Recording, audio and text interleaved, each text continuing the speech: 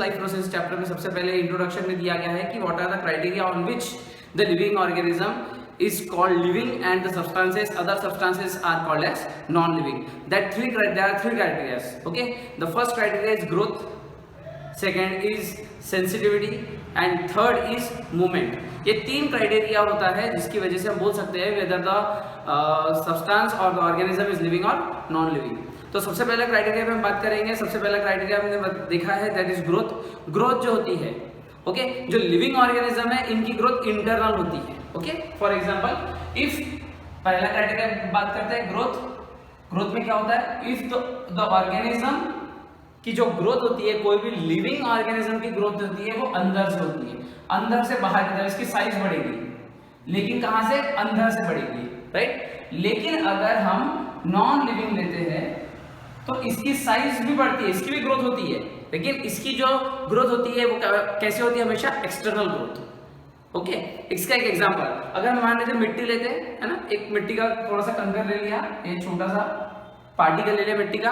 अभी छोटा सा पार्टिकल में क्या हुआ थोड़ी सी वाटर लग गया तो इस वाटर लगने की वजह से क्या होता है आजू बाजू के जो पार्टिकल्स एक साथ जमा हो जाते हैं एक्यूमुलेट हो जाते हैं एक ग्रुप बन जाता है. तो इसकी भी क्या हुई देखियो ग्रोथ हुई साइज बढ़ गया.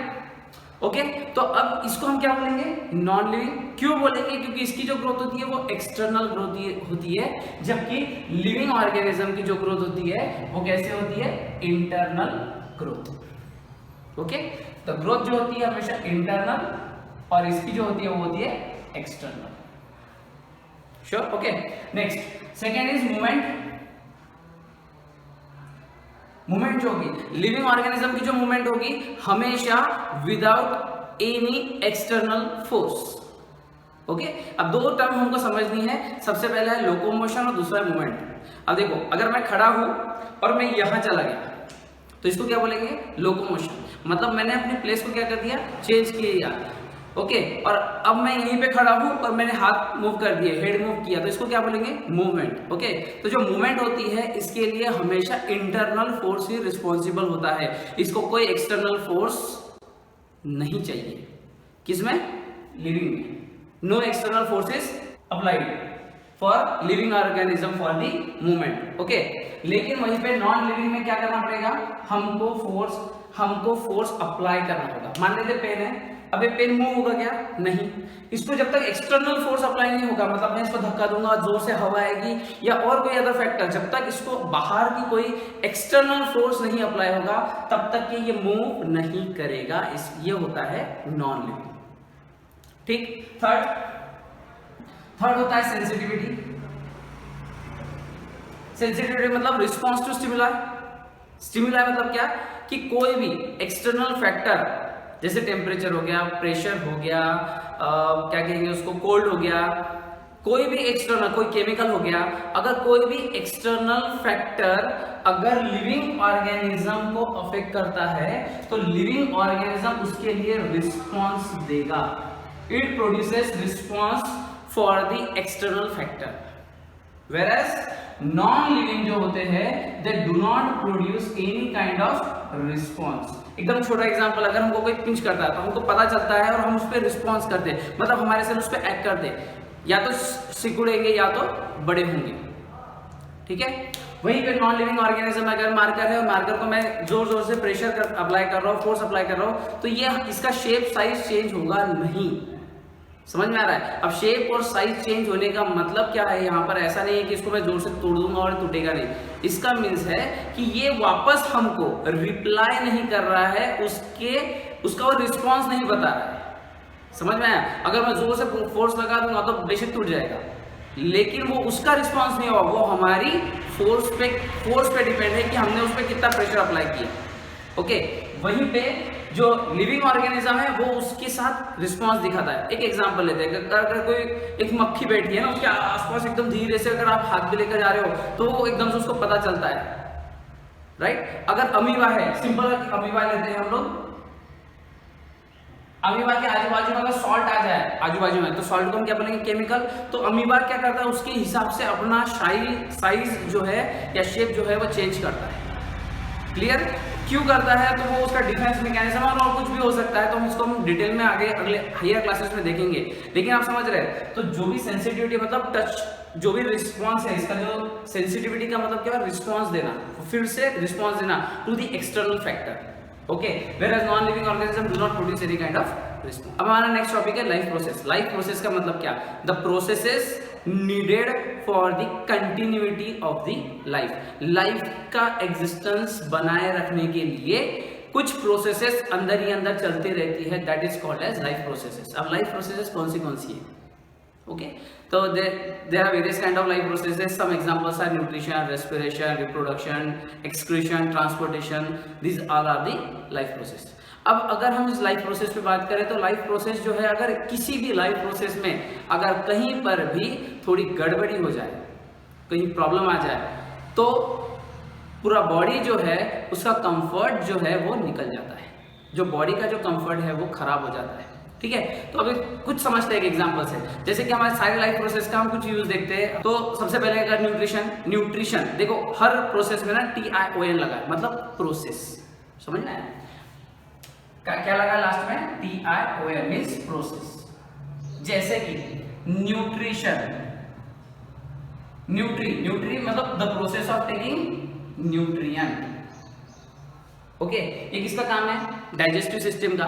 अगर ये प्रोसेस अगर कहीं से भी गड़बड़ हो जाए, अगर प्रॉपर डाइजेशन नहीं हो, तो क्या हमारे बॉडी को एनर्जी मिल पाएगी, प्रोटीन मिल पाएगा, या अदर कोई केमिकल्स मिल पाएंगे, नहीं, ओके। डाइजेशन अगर अच्छे से हो पाएगा तो ही हमारे पूरे सेल्स जो है वो काम कर सकेंगे, या उनको सफिशिएंट न्यूट्रिएंट मिल पाएंगे, ओके।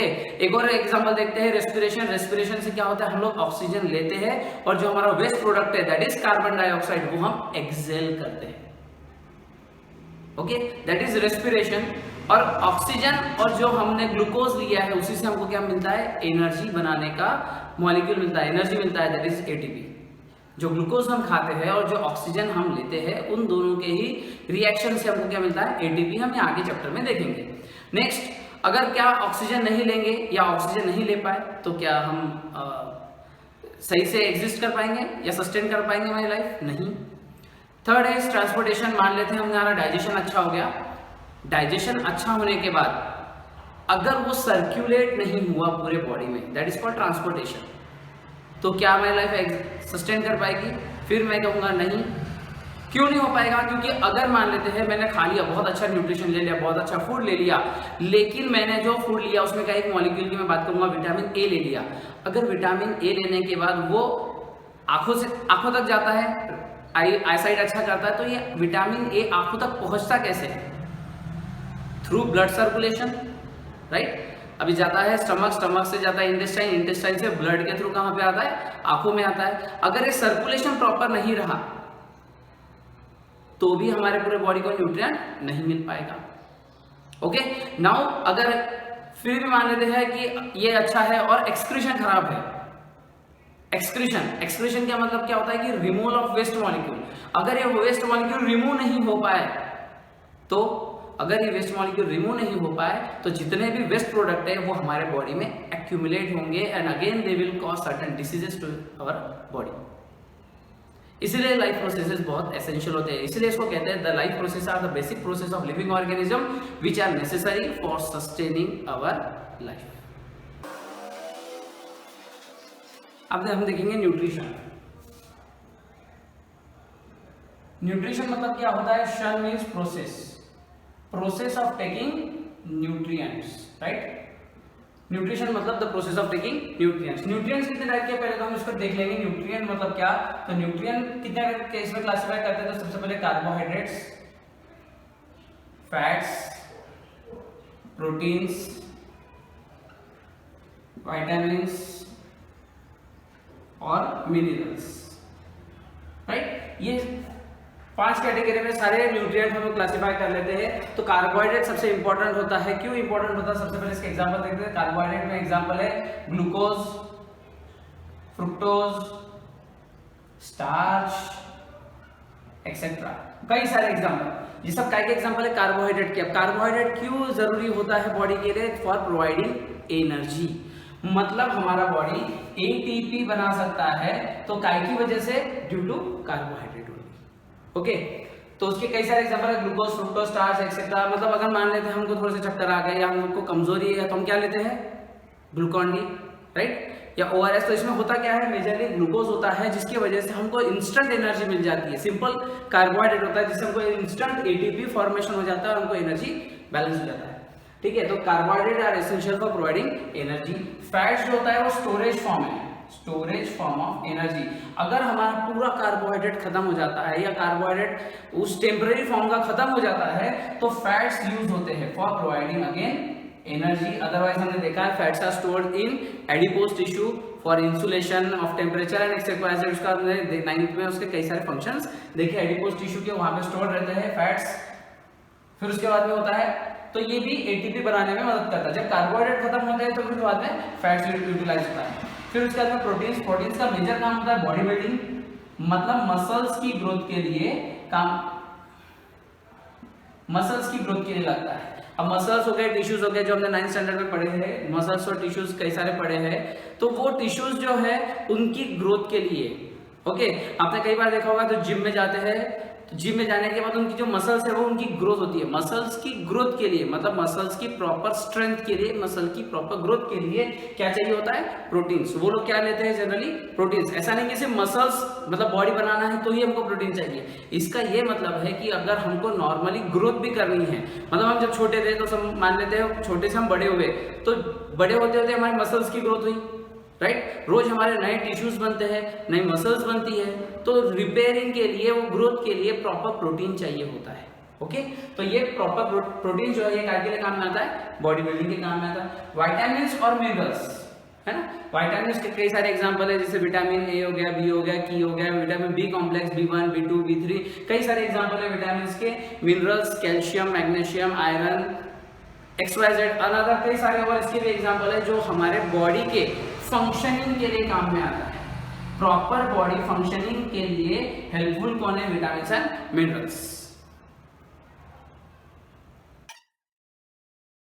न्यूट्रिशन दो टाइप का होता है ना, न्यूट्रिशन जो है वो दो टाइप का है। पहला है ऑटोट्रॉपिक और दूसरा है हेटेरोट्रॉपिक। ऑटो मीन्स क्या होता है, सेल्फ, मतलब जो खुद ब खुद अपना न्यूट्रिशन बना सकते हैं, उसको हम बोलेंगे autotrophic. Example plants and few bacteria. Okay, इसको हम क्या बोलेंगे, ऑटोट्रॉपिक्स विच प्रिपेयर देयर ओन फूड, जो अपना खाना खुद बनाते हैं, उसको हम बोलेंगे ऑटोट्रॉपिक न्यूट्रिशन। जबकि हेटेरोट्रॉपिक मतलब विच डिपेंड ऑन अदर मतलब ऑटोट्रॉप पे। हेटेरोट्रॉप्स किसको खाते हैं, ऑटोट्रॉप्स को ही खाते हैं, क्योंकि ये अपना खाना खुद बनाते हैं और ये इनसे खाना लेते हैं, राइट। तो हेटेरोट्रॉप्स जो होते हैं ये डिपेंड होते हैं ऑटोट्रॉप्स पे, विच depend on other for food. Example, heterotrophs जो है उसको पहले हम क्लासिफाई कर लेते हैं। 3 तरह के हेटेरोट्रॉप्स होते हैं। ओके, सबसे पहले हम लेंगे हाई होलोजोइक। ओके, समझने में बहुत आसान है। समझने में आसान क्यों है, क्योंकि ह्यूमन खुद क्या है, होलोजोइक है। कैसे, तो होलोजोइक का मतलब क्या होता है कि जो अपना खाना खा लेते हैं और बॉडी के अंदर फिर डाइजेस्ट करते हैं। They ingest complex food, then inside body they digest into simpler form. समझ में आया, मतलब हम क्या करते हैं, हमारा खाना खा लेते हैं, उसके बाद में हम बॉडी के अंदर डाइजेस्ट करते हैं, इसको बोलते हैं। इस टाइप का जो न्यूट्रिशन लेने वाले होते हैं इसको क्या बोलेंगे, होलोजोइक। ओके, सेकेंड टाइप है, इसका एग्जांपल क्या देखें हमने, ह्यूमन और सारे हायर ऑर्गेनिज्म, जैसे बफेलो हो गया, काऊ हो गया, टाइगर हो गया, एलिफेंट हो गया, ये सारे ऑर्गेनिज्म जो खाना खा लेते हैं और बाद में डाइजेस्ट होते रहता है, उसको हम बोलेंगे होलोजोइक। सेकेंड है हमारा पैरासाइटिक। पैरासाइटिक क्या करते हैं, तो पैरासाइटिक जो ऑर्गेनिज्म है ये दूसरे ऑर्गेनिज्म के पे ऊपर रहते हैं। एक एग्जांपल, अगर ये ह्यूमन है, राइट, तो ये ह्यूमन के बालों में कौन रहते हैं आपको मालूम है, जुए, लाइस। तो ये जुए क्या करती है, समझो ये पैरासाइट में बनाता हूं, ठीक है, तो ये क्या करता है, अपना न्यूट्रिशन लेते रहता है। Okay, without killing this organism, इसको मारता नहीं, without killing the host organism. यहाँ पे होस्ट कौन है? ह्यूमन क्या हुआ? होस्ट, और लाइस क्या हुआ? पैरासाइट। क्लियर? तो लाइस क्या हुआ? पैरासाइट, ह्यूमन क्या हुआ? होस्ट। तो लाइस जो है वो अपना न्यूट्रिशन लेते रहता है होस्ट ऑर्गेनिज्म से, इसको हम बोलेंगे पैरासाइटिक मोड ऑफ न्यूट्रिशन। ठीक है, फिर इसके बाद में एक नेक्स्ट होता है हमारा saprophytic. Saprophytic mode of nutrition. Saprophytic mode of nutrition का मतलब क्या हो गया? सैप्रोफाइटिक मोड ऑफ न्यूट्रिशन का मतलब है कि जो इसको खासकर हम बोलेंगे डिकम्पोजर्स, इसमें खासकर आते हैं फंगाई, पर्टिकुलरली बहुत सारे आते हैं, फंगाई आते हैं, ब्रेड मोल्ड्स आते हैं, मशरूम आता है, ईस्ट आता है और कुछ बैक्टीरिया। ओके, ये सारे एग्जांपल हो गए इसमें। ये क्या करते हैं? कोई भी डेड ऑर्गेनिज्म, चाहे वो प्लांट हो चाहे वो एनिमल हो, अगर वो डेड है तो डेड के ऊपर ग्रो होंगे। ठीक है, ये डेड ऑर्गेनिज्म के ऊपर ग्रो होंगे। और इसको क्या करते हैं? देखो ये डेड ऑर्गेनिज्म है, इसके अंदर सारे न्यूट्रिएंट है, इसके अंदर होगा कॉम्प्लेक्स फूड। वो क्या करते हैं? इसको सिंपल फूड में पहले कन्वर्ट करते हैं और फिर लेते हैं। समझ में आया? कॉम्प्लेक्स फूड को सिंपल फूड में कन्वर्ट करते हैं और फिर एब्जॉर्ब करके एटीपी बनाने का काम करते हैं। मतलब इसको सड़ाते गलाते डिके एंड डिकम्पोजिशन काम करते हैं किसी भी डेड ऑर्गेनिज्म का। ये लिविंग ऑर्गेनिज्म में नहीं रहते। इसका एग्जांपल मैंने आपको बताया, मशरूम है, ब्रेड मोल्ड्स है, सम बैक्टीरिया है, एक्सेट्रा। ठीक है, पैरासाइट के हम और कुछ एग्जांपल देख लेते हैं, जैसे लाइसिस मैंने आपको बताया, लीच एक एग्जांपल हो गया, राउंड वर्म मतलब इंटेस्टाइन में हमारे बॉडी के, है ना, जंत होते हैं, बोलते हैं जंत मतलब क्या? कि there are some worms present in our intestine. अब वो इंटेस्टाइन से न्यूट्रिशन क्या करते हैं? लेते रहते हैं, लेकिन they do not kill the host organism. अब हम देखेंगे हमारा next topic, nutrition in plants. Nutrition मतलब मैं बार बार फिर बता रहा हूँ, न्यूट्रिशन मतलब टेकिंग न्यूट्रिएंट, है ना। प्लांट के में न्यूट्रिएंट किस किस की जरूरत पड़ती है? तो प्लांट में जो बेसिक रिएक्शन होती है वो कौन सी होती है? Carbon dioxide plus water gives glucose plus water and oxygen. कितने कार्बन डाइऑक्साइड लगते हैं? तो 6। कितने वाटर मॉलिक्यूल लगते हैं? तो 6। कितना ग्लूकोज बनता है? 1। कितने वाटर मॉलिक्यूल बनते हैं? 6। और कितने ऑक्सीजन बनते हैं? 6। ठीक है, तो इस तरीके की रिएक्शन है। पूरी रिएक्शन को समझ लेते हैं कि प्लांट में न्यूट्रिशन कैसे हो रहा है। ठीक है, तो यहाँ पर कार्बन डाइऑक्साइड, तो कार्बन डाइऑक्साइड कहाँ से लेता है प्लांट? तो लीव्स से, है ना। प्लांट में जो लीव्स होते हैं, लीव्स में जो ऊपर का पार्ट होता है इसको कहते हैं एपिडर्मिस। तो ऊपर का इज द अपर एपिडर्मिस, ये नीचे का इज द लोअर एपिडर्मिस। ठीक, जो बीच का पार्ट होता है यहाँ पे वस्कुलर बंडल होता है, xylem phloem and other part. लेकिन जो इतना पार्ट है इसको हम बोलेंगे mesophyll part, right. Mesophyll part में होता क्या है कि जो सेल्स ऐसा लीव्स है, ऊपर है नीचे है। ठीक है, तो अगर यहाँ पे देखें हम लोग तो जो सेल होता है इसके अंदर होते हैं, मेसोफिल सेल के अंदर होते हैं dot like structure called as cell organelle, मतलब जिसको हम बोलेंगे क्लोरोप्लास्ट। क्लोरोप्लास्ट, ठीक है। क्लोरोप्लास्ट के अंदर प्रेजेंट रहता है क्लोरोफिल। ओके, ये इसका मैकेनिज्म। इसके बाद में क्या होता है, यहाँ पे हमको अगर हम लीव्स देखेंगे तो उसमें छोटे छोटे पोर्स दिखेंगे, वो पोर्स होते हैं स्टोमेटा। ये जो पार्ट होता है ऐसा, यहाँ पर होते हैं गार्ड सेल, उसके अंदर जो छोटा सा जगह होती है या पोर होता है उसको हम बोलेंगे स्टोमेटा। ये जो स्टोमेटा होता है ये जब ओपन होता है तब उसके अंदर कार्बन डाइऑक्साइड जाता है और वाटर इवेपोरेट होता है, जिसको वाटर के इवेपोरेशन प्रोसेस को हम बोलेंगे ट्रांसपिरेशन, जो आगे हम देखेंगे। लेकिन कार्बन डाइऑक्साइड जो है वो अंदर कैसे आता है? थ्रू स्टोमेटा, है ना। और स्टोमेटा के आजू बाजू के जो सेल होते हैं इसको हम बोलते हैं गार्ड सेल, जो कि बाद में देखेंगे। तो carbon dioxide is absorb through stomata, ठीक है, स्टोमेटा। अब कार्बन डाइऑक्साइड हो गया, अब वाटर मॉलिक्यूल। वाटर मॉलिक्यूल कैसे आता है प्लांट में? तो प्लांट में वाटर मॉलिक्यूल जो आता है सॉइल से। ओके, सॉइल के अंदर रूट्स के अंदर, सॉइल से रूट्स के अंदर जाने के लिए या तो ऑस्मोसिस होगा या फिर डिफ्यूजन। ये दो मैकेनिज्म से पानी जो है वो सॉइल से रूट्स में जाता है। और रूट्स के अंदर मतलब रूट्स के अंदर होते हैं जाइलम और जाइलम के थ्रू पानी जो है वो ऊपर तक जाता है। अब ऊपर ले जाने का जो प्रोसेस है, जैसे प्लांट में हम लोग जानते हैं कोई मोटर नहीं लगा हुआ है, हमारे यहाँ पे कुआं होता है, कुएं में या बोरिंग होता है, तो बोरिंग के अंदर में मोटर लगी होती है या फिर बाहर लगी होती है जिससे पानी नीचे से ऊपर जाता है। यहाँ पे कोई एक्सटर्नल फोर्स नहीं यूज होता है, तो प्लांट क्या करता है, खुद अपना एक मैकेनिज्म बनाता है। तो दो मैकेनिज्म से पानी जो है फ्रॉम रूट टू लीव्स तक जाता है। दो मैकेनिज्म, एक है ट्रांसपिरेशन पुल और दूसरा है रूट प्रेशर। इसको डिटेल में हम आगे चैप्टर में देखेंगे, तब समझेंगे डिटेल में अच्छे से उसको। लेकिन आप समझ रहे हैं, जब सॉइल से रूट में जाना होगा तो कौन सी दो मैकेनिज्म काम में आती है, एक तो ऑस्मोसिस और दूसरा डिफ्यूजन, और फिर रूट से लेके लीव्स तक ले जाना है तो दो मैकेनिज्म काम में आती है, ट्रांसपिरेशन पुल और रूट प्रेशर, जिसको हम आगे डिटेल में देखेंगे। अब ये आ गया वाटर और हो गया कार्बन डाइऑक्साइड। अब सनलाइट के प्रेजेंस में और क्लोरोफिल। अब क्लोरोफिल क्या करता है, it absorb sunlight means solar energy. Chlorophyll क्या करता है, it absorb sunlight means solar energy. अब सोलर एनर्जी को वो कन्वर्ट करता है केमिकल एनर्जी में। कैसे, तो अब ध्यान दो, वाटर मॉलिक्यूल जो है वो सनलाइट के प्रेजेंस में दो इसमें ब्रेक होगा, है ना, splitting of water molecule into hydrogen and oxygen. Hydrogen जो है वो कार्बन डाइऑक्साइड के साथ में रिएक्ट होके क्या बना रहा है, ग्लूकोज। यहां से लूजिंग ऑफ हाइड्रोजन, यहाँ पे गेनिंग ऑफ हाइड्रोजन, मतलब रेडॉक्स रिएक्शन।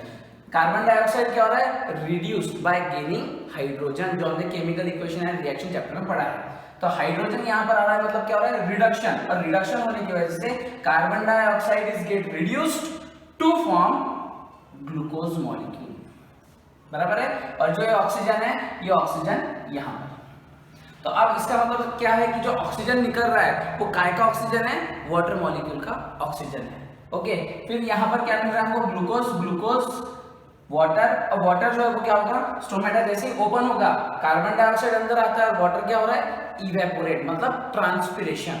ओके, ट्रांसपिरेशन को हम आगे और देख लेंगे। लेकिन यहाँ पे क्या हो रहा है, वाटर का रिमूवल हो रहा है, वाटर चला जा रहा है, रिमूवल ऑफ वाटर मॉलिक्यूल, और ऑक्सीजन हमको रिलीज हो जाता है। ठीक है, तो ये होता है न्यूट्रिशन प्लांट। अब न्यूट्रिशन क्या सिर्फ कार्बन डाइऑक्साइड और वाटर चाहिए प्लांट को, नहीं, प्लांट को और भी कई सारे न्यूट्रिशन चाहिए होते हैं, जैसे कि example nitrogen. Okay, nitrogen air में ज्यादा प्रेजेंट है, कितना, 78% nitrogen is present, 78% nitrogen is present in air. तो जो 78% नाइट्रोजन है वो कौन से फॉर्म में, N2 के। तो प्लांट और living, any living organism can not take this N2। Okay, तो हमेशा नाइट्रोजन जो है वो पहले क्या में कन्वर्ट होगा, नाइट्रेट में और नाइट्राइट में, मतलब वो आयोनिक फॉर्म में कन्वर्ट होगा, तभी वो एब्जॉर्ब हो पाएगा। तो प्लांट जो है कार्बन डाइऑक्साइड, वाटर के अलावा नाइट्रोजन चाहिए होता है प्लांट को, फिर कैल्शियम चाहिए, मैग्नीशियम चाहिए, लेकिन सारी जितनी भी चीजें हैं वो आयोनिक फॉर्म में कन्वर्ट होती है। कैल्शियम आयन के फॉर्म में कन्वर्ट होगा, आयरन फेरिक, फेरस या अदर किसी फॉर्म में कन्वर्ट होगा। मतलब सारे जितने भी एलिमेंट्स है सारे के सारे पहले आयोनिक फॉर्म में कन्वर्ट होते हैं, तभी जाके प्लांट उसको एब्जॉर्ब कर सकता है। अब हम देखेंगे photosynthesis desert plant. Desert plant में क्या होता है, थोड़ा अपोजिट होता है। वो कैसे होता है कि जैसे कि हम लोग जानते हैं कि हमारे साइड में कार्बन डाइऑक्साइड एब्जॉर्ब जो होता है वो डे टाइम में होता है, डे टाइम में। मैं एक बार फिर से बता दूं, जो हमारे साइड में जो डेजर्ट प्लांट होता है, मैं यहाँ लिखता हूँ डेजर्ट प्लांट में, डेजर्ट में कार्बन डाइऑक्साइड एब्जॉर्प्शन जो होता है वो नाइट में होता है। कब होता है, नाइट में। लेकिन जबकि हमारे इधर कब होता है, डे में। कब होता है, डे टाइम में कार्बन डाइऑक्साइड एब्जॉर्प्शन। मतलब जो स्टोमेटा है, स्टोमेटा वो डे में खुलता है, ओपन होता है और कार्बन डाइऑक्साइड लेता है, और कार्बन डाइऑक्साइड होकर के ये पूरी रिएक्शन बनती है। लेकिन नाइट टाइम में हमारे इधर ग्लूकोज बनता है, हमारे जो प्लांट्स है उनमें क्या बन रहा है, ग्लूकोज। ओके, जबकि डेजर्ट में क्या होता है, कार्बन डाइऑक्साइड कब एब्जॉर्ब होता है, नाइट में, और जो डे टाइम होता है, डे टाइम में क्या बनता है, ग्लूकोज। तो क्या होता है, रात में कार्बन डाइऑक्साइड एब्जॉर्ब होता है, सनलाइट जब आएगा मतलब डे टाइम में क्या बनेगा, फिर ग्लूकोज बनेगा। ओके तो इस तरह का रिएक्शन होता है। तो ऐसा क्यों होता है कि डेजर्ट प्लांट में इस टाइप का रिएक्शन होता है? तो डेजर्ट प्लांट में होता क्या है कि अगर मान लेते डे टाइम में अगर स्टोमेटा ओपन होगा तो loss of water molecule, excess water molecule loss हो जाएंगे, राइट। जैसे कि हमने देखा है स्टोमेटा जब ओपन होता है तो वाटर क्या मॉलिक्यूल क्या होते हैं, लूज होते हैं, that is called as transpiration. तो डेजर्ट प्लांट में वैसे ही, डेजर्ट में वैसे ही वाटर का क्या होता है, लैक होता है, कम हो रहता है। तो वाटर कम होने की वजह से ज्यादा वाटर मॉलिक्यूल को प्रिजर्व करना पड़ेगा, बचा के रखना पड़ेगा। तो डेजर्ट प्लांट में अगर डे टाइम में, दिन के समय पे अगर स्टोमेटा ओपन होता है और कार्बन डाइऑक्साइड लेने के लिए, तो क्या होगा, वाटर मॉलिक्यूल लॉस हो जाएगा। और वाटर मॉलिक्यूल लॉस हो जाएगा तो उस वजह से प्लांट जो है वो मर सकता है जल्दी से। इसीलिए जो डेजर्ट प्लांट होता है उसमें स्टोमेटा कब ओपन होता है, नाइट, ओके, नाइट में ओपन होता है और स्टोमेटा ओपन होता है, कार्बन डाइऑक्साइड लेता है और वाटर मॉलिक्यूल इवेपोरेट होता है। तो इस तरीके से पूरा रिएक्शन होता है। अब जो डेजर्ट प्लांट होता है उनमें और वाटर को लॉस होने से बचाने के लिए क्यूटिकल लेयर होती है, thick cuticle layer. Thick cuticle layer मतलब जो हमारे प्लांट्स होते हैं उसमें क्यूटिकल लेयर होती है लेकिन वो थोड़ी थीन होती है, पतली होती है, ओके।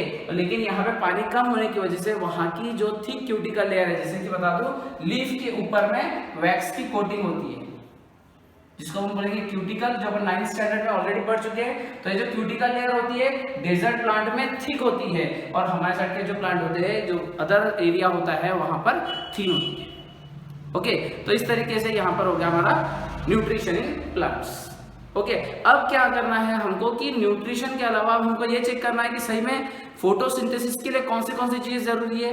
एक बार हम वापस देख लेते हैं। फोटोसिंथेसिस में कार्बन डाइऑक्साइड लगता है हमको, सनलाइट लगता है हमको, क्लोरोफिल लगता है हमको, वाटर लगता है हमको, ये तो हमने देख लिया। लेकिन क्या हमारे पास प्रूफ है कि सच में यही जो है क्लोरोफिल ही ऐसा मॉलिक्यूल है जो फोटोसिंथेसिस करता है? क्या हमको पास प्रूफ है? तो यस, एक्टिविटी 6.1 में हमको यही बताना है कि क्लोरोफिल, और उस एक्टिविटी में हमको प्रूव ही करना है कि chlorophyll is useful for plant for photosynthesis, ठीक है।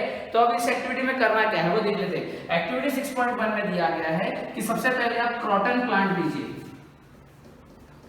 कौन सा प्लांट लेना है अपने को? Croton plant, variegated. वेरीगेटेड का मतलब क्या होता है? जिनकी पत्तियां होती है, लीफ होता है और कुछ ग्रीन पार्ट होता है, अदर पार्ट जो होता है वो येलोइश और व्हाइटिश कलर का होता है, ओके। ये ग्रीन पार्ट है और ये जो पार्ट होता है ये थोड़ा सा व्हाइटिश और येलोइश कलर का पार्ट होता है, ओके।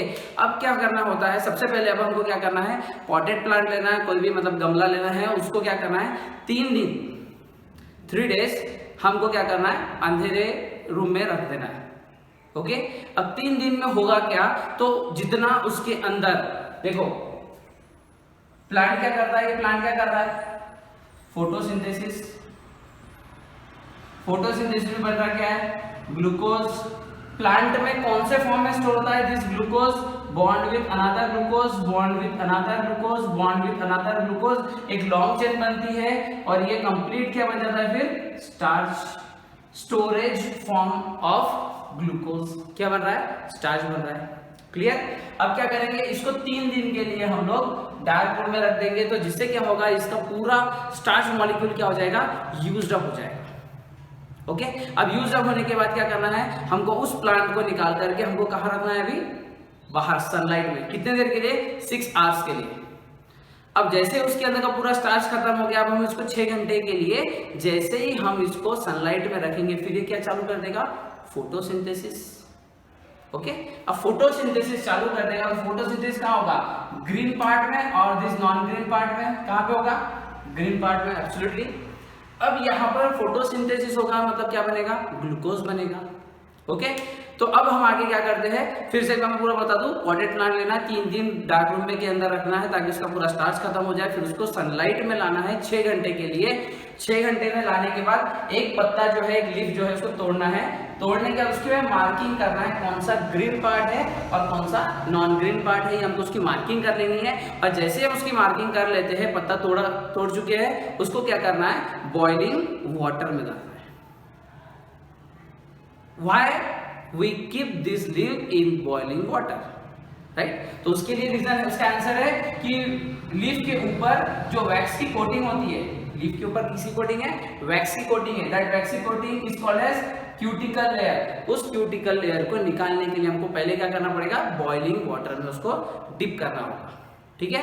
फिर उसके बाद में क्या करना हमको, उसको अल्कोहल में डालना रहेगा। किस में डालेंगे, अल्कोहल में। अल्कोहल में क्यों डालेंगे, तो जो क्लोरोफिल है इसके अंदर का, राइट, जो क्लोरोफिल है इसके अंदर का वो किसके अंदर आ जाएगा, अल्कोहल में आ जाएगा, राइट। तो अल्कोहल कैसा होना चाहिए, यहाँ पे बॉइल करते वक्त का होना चाहिए, ठीक है। अल्कोहल में डालेंगे तो अल्कोहल का कलर क्या हो जाएगा, ग्रीन। क्यों होगा ग्रीन कलर, क्योंकि इसके अंदर का क्लोरोफिल सब कहां जाएगा, यहाँ पे। अब हम लीव्स को क्या करेंगे, डीप करेंगे आयोडीन सॉल्यूशन में। कौन से सॉल्यूशन में, आयोडीन सॉल्यूशन में। अब आयोडीन क्या करता है, ग्लूकोज के साथ में, iodine reacts with glucose molecule to form bluish purple colour.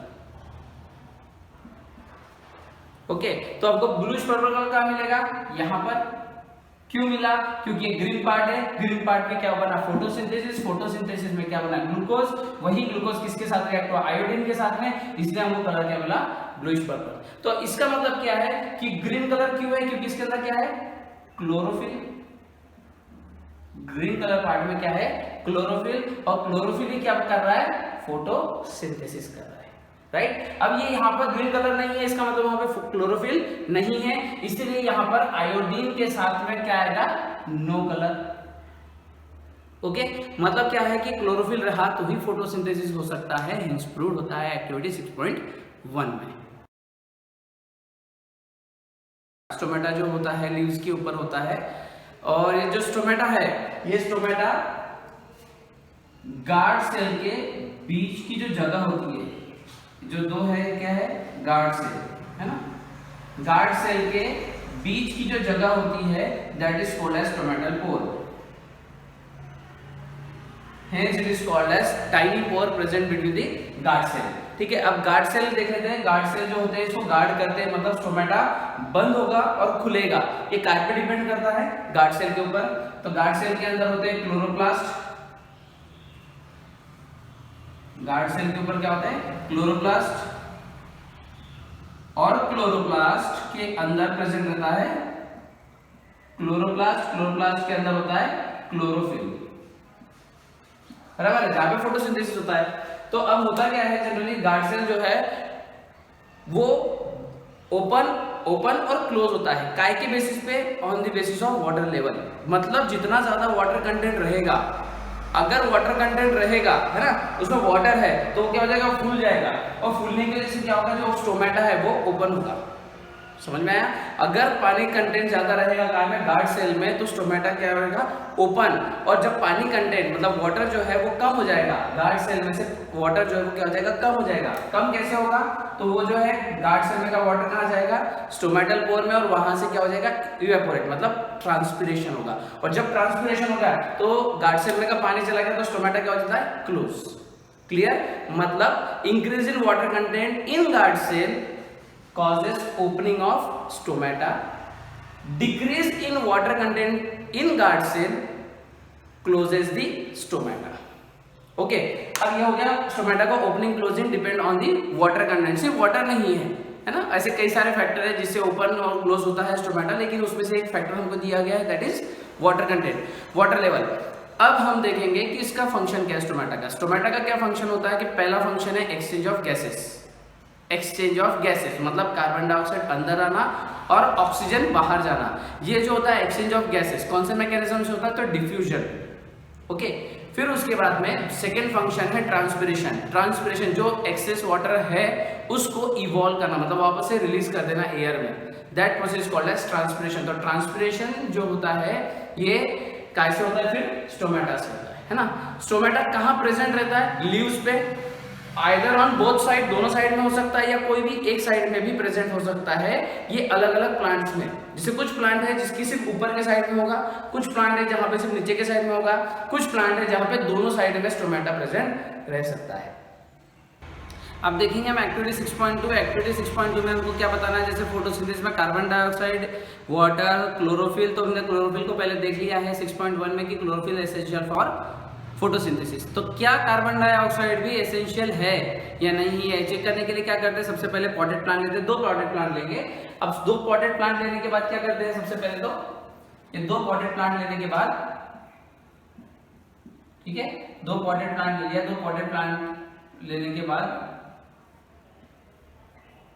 सबसे पहले वही सेम प्रोसेस करनी है। क्या करेंगे, सबसे पहले सेम प्रोसेस, तो हम पॉटेड प्लांट लेने के बाद क्या करेंगे कि हम इसको 3 डेज के लिए कहाँ डालेंगे, डार्क रूम में। डार्क रूम में रखने की वजह से इसका पूरा स्टार्च क्या हो जाएगा, यूज्ड अप हो जाएगा।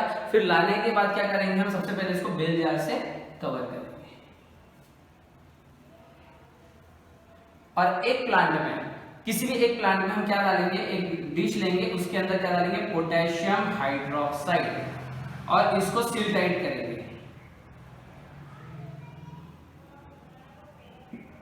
ठीक है, सील टाइट करने के बाद में अब क्या होगा, यहाँ पे क्या डाला हमने, पोटेशियम हाइड्रोक्साइड। इन दोनों प्लांट को हमने 3 दिन के लिए क्या किया था, अंदर रखा था, फिर बाहर लाया, बेल जार लगा दिया, उसको बाद में सील टाइट कर दिया बाय यूजिंग वैसलीन और अदर वैक्स और एनी अदर सब्सटेंस और here and put in 1 jar is that is potassium hydroxide. एक जार में हमने क्या रख दिया, पोटेशियम हाइड्रोक्साइड। इसका काम क्या होता है, इट एब्जॉर्ब्स कार्बन डाइऑक्साइड। इसका काम क्या है, इट एब्जॉर्ब कार्बन डाइऑक्साइड।